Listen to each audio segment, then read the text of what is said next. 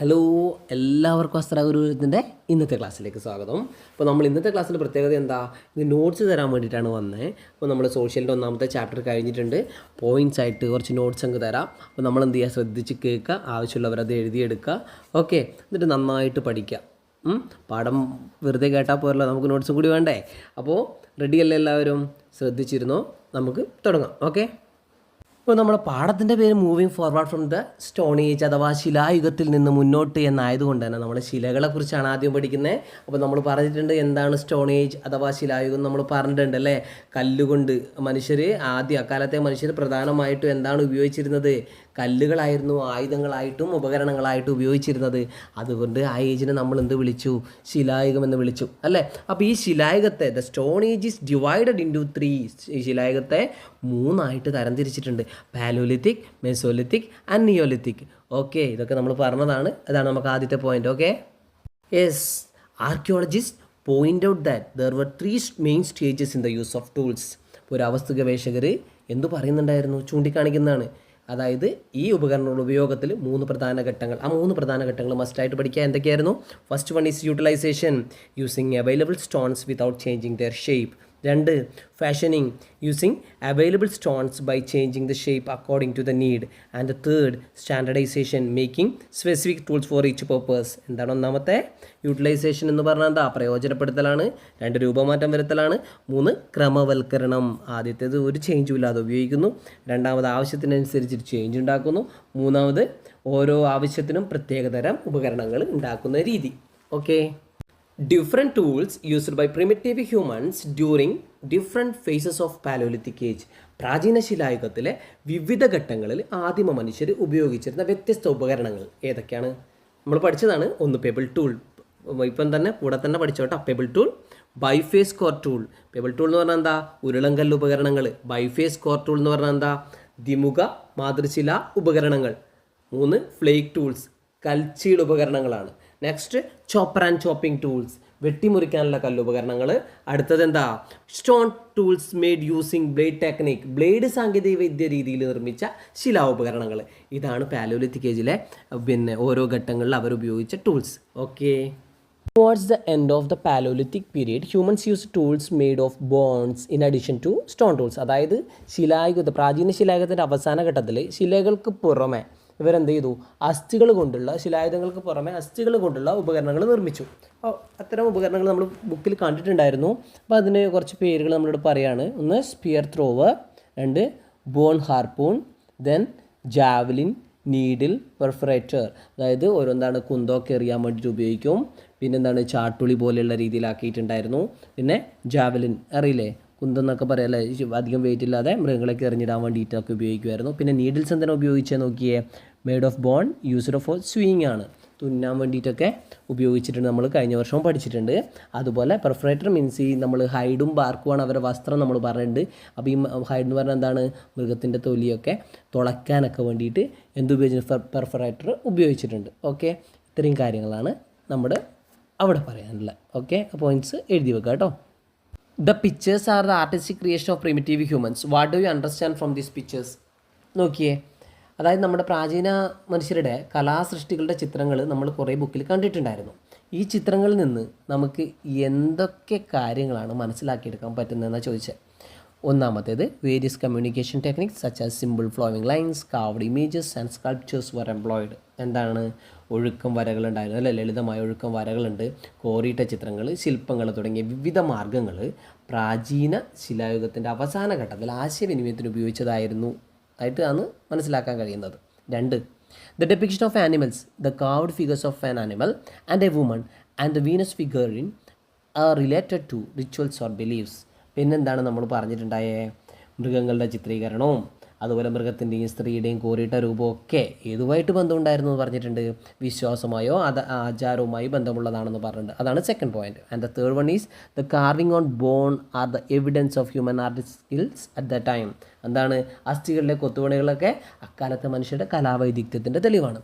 ഈ 3 പോയിൻറ്റ്സാണ് നമ്മളിവിടെ പഠിക്കേണ്ടത്. ഓക്കെ, കാര്യം തന്നെയാണ്. ഏതാണ് പാലോലിത്തിക് സെൻറ്റേഴ്സ് എന്നറിയാൻ വേണ്ടിയിട്ട് നമ്മൾ പഠിക്കുന്നതാണ്. ഏതൊക്കെയാണ് ആ പാലോലിത്തിക് സെൻറ്റേഴ്സ് എന്നൊരു ചോദ്യം വന്നാലോ അല്ലെങ്കിൽ മാച്ച് ദ ഫോളോയിങ് ഒക്കെ വന്നാൽ നമ്മൾ ഈ സ്ഥലത്തിൻ്റെ പേരൊക്കെ ഒന്ന് പഠിച്ചു വെക്കണം. എവിടെയാണ് എന്നൊക്കെ ഓർത്ത് വെക്കാൻ വേണ്ടിയിട്ട് നോക്കുക.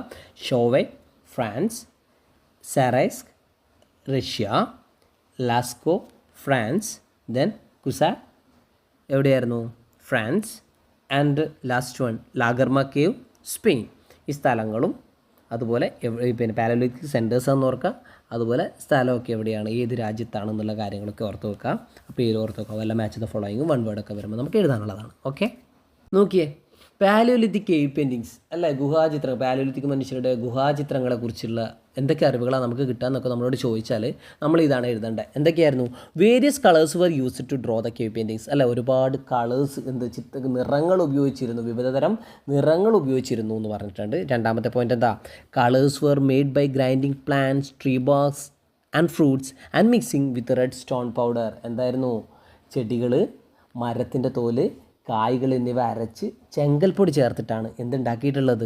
നിറങ്ങൾ ഉണ്ടാക്കിയിട്ടുള്ളത്. Then pictures were drawn on the inner wall of the caves where sunlight could not reach അല്ലേ. ചിത്രങ്ങൾ വരച്ചിരുന്നത് എവിടെയാണ്? ഗുഹയുടെ ഉൾഭിത്തികളിലാണ്. അവിടെ സൂര്യപ്രകാശം പോലും എത്താത്ത ഇതിൻ്റെ ഉൾഭിത്തികളിൽ ചിത്രം വരച്ചിട്ടുണ്ടായിരുന്നു. Then stone carvings were made using stone needles and sharp edged weapons. എന്താണ് അങ്ങനെ പറഞ്ഞാൽ? ഈ ചിത്രങ്ങൾ വരച്ചത് എന്തുപയോഗിച്ചിട്ടാണെന്നാണ് പറയുന്നത് അല്ലേ? കൽസൂചികളും മുനയുള്ള ആയുധങ്ങളും ഉപയോഗിച്ചിട്ടാണ് ചിത്രം വരച്ചിരുന്നത്. Then painting can also be seen on the ceiling of the caves അല്ലേ. ഗുഹയുടെ മേൽഭിത്തികളിലും ചിത്രങ്ങൾ വരച്ചതായിട്ട് നമുക്ക് കാണാൻ വേണ്ടിയിട്ട് കഴിയും. അടുത്ത പോയിൻ്റ് അതാണ്. Last and final, pictures and sculptures are considered to be the evidence of the intellectual and technical skills attained by the primitive humans. എന്താണ് അങ്ങനെ പറഞ്ഞാൽ? പ്രാചീന മനുഷ്യരെ ആർജിച്ച വൈജ്ഞാനിക വികാസത്തിൻ്റെയും സാങ്കേതിക വിദ്യയുടെയും തെളിവാണ് ഇത്തരം ചിത്രങ്ങൾ. അപ്പോൾ പാലോലിത്തിക് കേവ് പെയിൻറ്റിങ്സിനെ കുറിച്ചൊരു ചോദ്യം വന്നാൽ ഈ പോയിൻറ്റ്സ് 6 പോയിൻറ്റ്സ് ഉണ്ട്, 6 പോയിൻറ്റ്സ് പഠിച്ചു വെക്കുക. ഓക്കെ, പാലോലിത്തിക് ഏജ് എന്ന് പറഞ്ഞ പാർട്ടിൽ നമുക്ക് ഉള്ള അടുത്തൊരു ചോദ്യം ഇതാണ്: what information could be gathered on human life from the tools and art of the paleolithic age അല്ലേ. പ്രാചീന ശിലായുഗ കാലത്തെ ഉപകരണങ്ങൾ, കലകൾ എന്നിവയിൽ നിന്നും മനുഷ്യരുടെ ജീവിതത്തെക്കുറിച്ച് എന്തെല്ലാം വിവരങ്ങളാണ് നിങ്ങൾക്ക് ലഭിക്കുക? ഇങ്ങനൊരു ചോദ്യം വന്നാൽ നമ്മളിത് മുഴുവൻ എഴുതണം. എന്താണ്? യൂസ്ഡ് റഫ് സ്റ്റോൺസ്, എന്താണ്? പരുക്കൻ കല്ലുകൾ ഉപയോഗിച്ചിരുന്നു.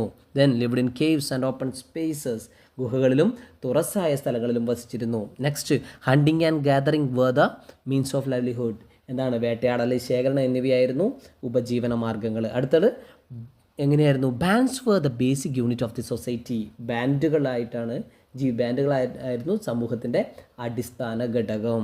Next, men were engaged in hunting, എന്താണ്? പുരുഷന്മാർ വേട്ടയാടലിലും, ആൻഡ് വുമൺ ഇൻ ഗ്യാദറിങ്, സ്ത്രീകൾ എന്താണ്?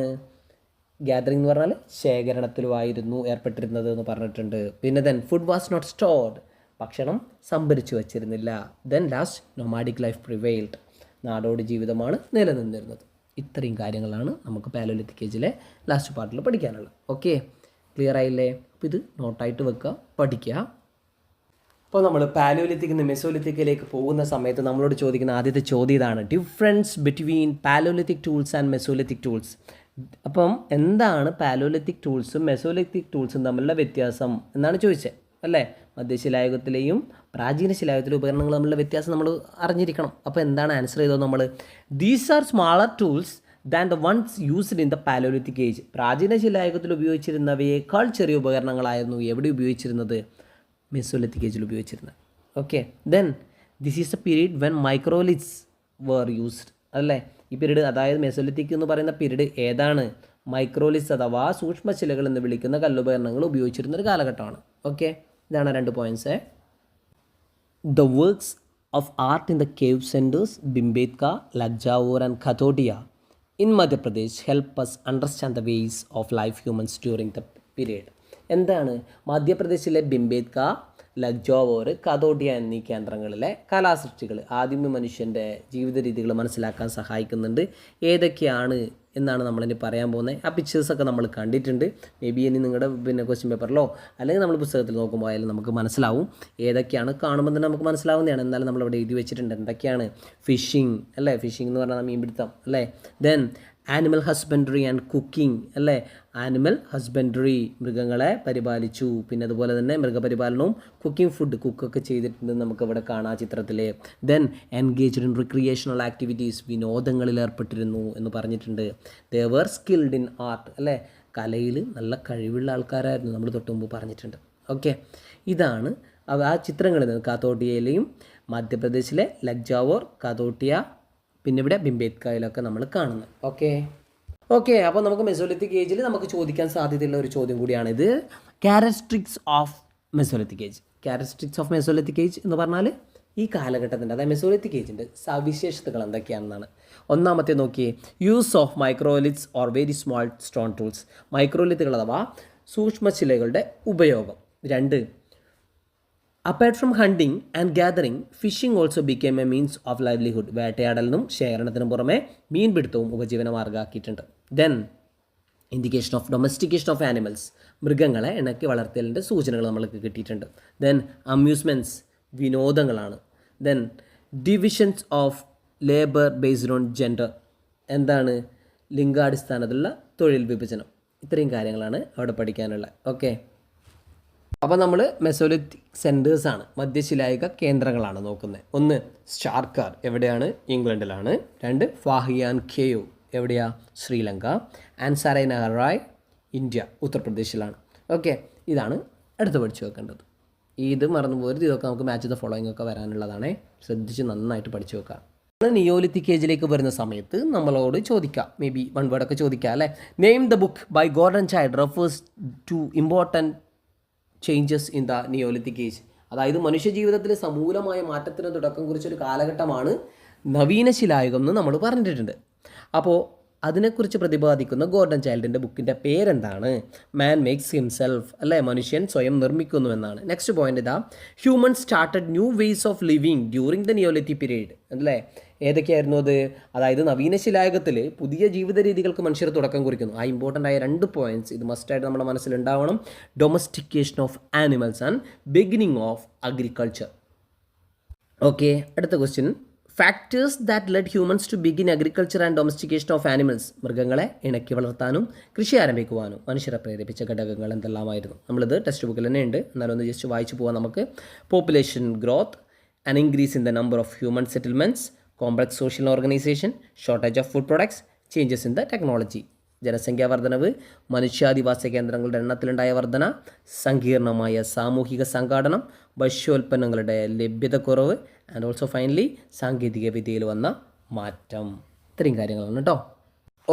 അപ്പോൾ നമ്മൾ ഏതാണ് നിയോലിത്തിക് സെൻറ്റേഴ്സ്, നവീന ശിലായുഗ കേന്ദ്രങ്ങൾ ഏതൊക്കെയാണെന്ന് ഓർത്ത് നോക്കുക. ജെറീക്കോ, ജെർമോ, അലിഗോഷ്, മെഹർഗട്ട്. ഇത്രയും സ്ഥലങ്ങളുടെ പേര് കൂടി നമ്മുടെ ഓർമ്മയിലുണ്ടാവണേ. അപ്പോൾ നമ്മൾ ഇനി മെറ്റലേജാണ് പറയുന്നത്, ലോഹയുഗം. The metal age began when human started using metals instead of stones. ശിലയുടെ സ്ഥാനത്ത് ലോഹങ്ങൾ ഉപയോഗിക്കാൻ തുടങ്ങിയതോടെ മനുഷ്യർ ഇതിലേക്കാണ് പ്രവേശിച്ചത്? ലോഹയുഗത്തിലേക്ക് പ്രവേശിച്ചു. അപ്പോൾ ആദ്യം നമ്മൾ ഓർക്കുക, copper was the first metal used by man. മനുഷ്യർ ഉപയോഗിച്ച ആദ്യത്തെ ലോഹം എന്തായിരുന്നു? കോപ്പറായിരുന്നു, ചെമ്പായിരുന്നു, അല്ലേ. Humans learned the technique of turning raw copper into weapons and tools. അതായത് പ്രകൃതിദത്തമായ ചെമ്പിനെ ആയുധങ്ങളും ഉപകരണങ്ങളുമാക്കി മാറ്റുന്ന സാങ്കേതിക രീതി ഈ കാലഘട്ടത്തിൽ മനുഷ്യർ കൈവരിച്ചിട്ടുണ്ട്. ഇതാണ് നമ്മൾ ലോഹയുഗം എന്ന് പറയുമ്പോൾ ആദ്യം ഓർക്കേണ്ട points. Then advantages of copper tools over the stone tools. അതായത് ശിലാപകരണങ്ങളെക്കാൾ ചെമ്പുപകരണങ്ങൾ കൊണ്ട് എന്ത് മേന്മകളാണുള്ളത്?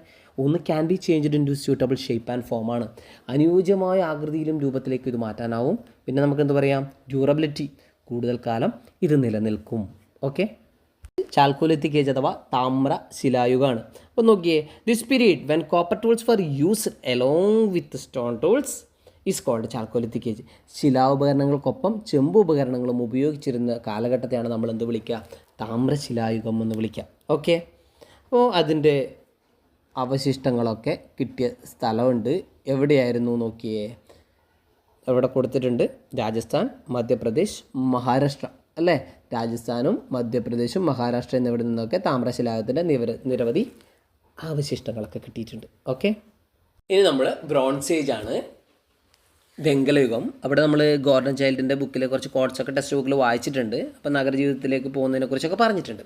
അപ്പോൾ ആദ്യത്തെ പോയിന്റ് ഇതാണ്, അർബനൈസേഷൻ ബിഗിൻസ്, അല്ലേ. നാഗരിക ജീവിതത്തിൻ്റെ ആരംഭം, ഇല്ലെങ്കിൽ നഗരവൽക്കരണം എന്നൊക്കെ നമ്മൾ പറയാം. ദെൻ ഡെൻസിലി പോപ്പുലേറ്റഡ് റീജിയൻ, സ്ഥലങ്ങളെക്കുറിച്ച് നമ്മൾ ആ പ്രദേശത്തെക്കുറിച്ച് പറയുമ്പോൾ എങ്ങനെയായിരുന്നു? ജനങ്ങൾ തിങ്ങിപ്പാർക്കുന്നതായിരുന്നു എന്ന് പറഞ്ഞിട്ടുണ്ട്. അതുപോലെ means of living through non agrarian activities such as crafts, trade etcetera. കാർഷികേതര പ്രവർത്തനങ്ങളായ വിവിധ തരം കൈത്തൊഴിലുകൾ എന്തൊക്കെയായിരുന്നു? പിന്നെ കരകൗശല പ്രവർത്തനങ്ങളും കച്ചവടവും ഇതൊക്കെയായിരുന്നു അവരുടെ തൊഴിലായിട്ടുണ്ടായത്. Then wide streets, public buildings, better facilities, busy life and entertainment can been seen. അവിടെ എന്തൊക്കെ കാണാൻ പറ്റും നമ്മൾ പറഞ്ഞിട്ടുണ്ടായിരുന്നു?